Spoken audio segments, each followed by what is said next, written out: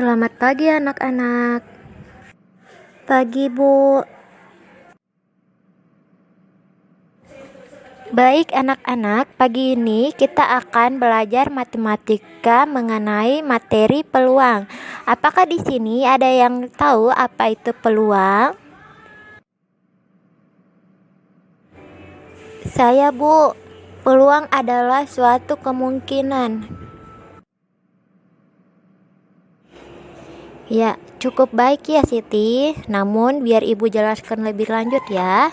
Peluang pada umumnya berarti kesempatan. Namun pada matematika, peluang atau probabilitas adalah kemungkinan yang mungkin terjadi atau muncul dari suatu peristiwa. Dalam angka, peluang selalu berkisar antara 0 sampai dengan 1, di mana 0 menyatakan sebuah kejadian yang tidak mungkin terjadi dan 1 menyatakan sebuah kejadian yang pasti terjadi. Dalam matematika, hal ini dinotasikan sebagai 0 lebih kecil sama dengan P dalam kurung K lebih kecil sama dengan 1. Nah, kemudian istilah-istilah yang sering digunakan dalam peluang yaitu yang pertama adalah ruang sampel, yaitu himpunan dari semua hasil percobaan yang mungkin terjadi. Kedua, titik sampel adalah anggota dari ruang sampel.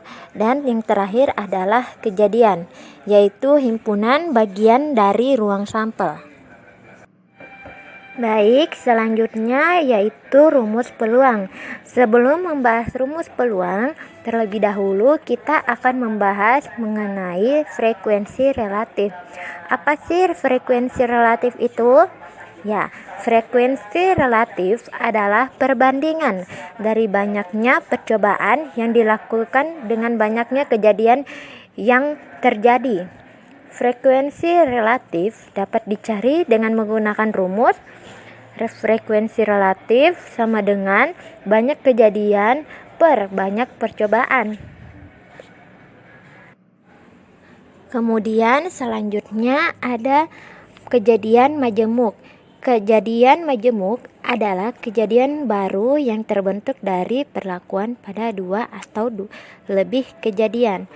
Kemudian kejadian komplement. Kejadian komplement adalah semua kejadian yang bukan kejadian K. Selanjutnya penjumlahan peluang kejadian saling lepas. Apabila terdapat dua buah kejadian A dan B yang kemudian disebut kejadian saling lepas, jika tidak ada elemen kejadian A yang sama dengan elemen yang terdapat pada kejadian B. Selanjutnya yaitu kejadian tidak saling lepas, yaitu dua buah kejadian A dan B disebut tidak saling lepas jika terdapat minimal satu elemen pada kejadian A yang sama-sama dengan elemen yang terdapat pada kejadian B. Peluang salah satu A atau B mungkin terjadi dengan A dan B adalah kejadian tidak saling lepas.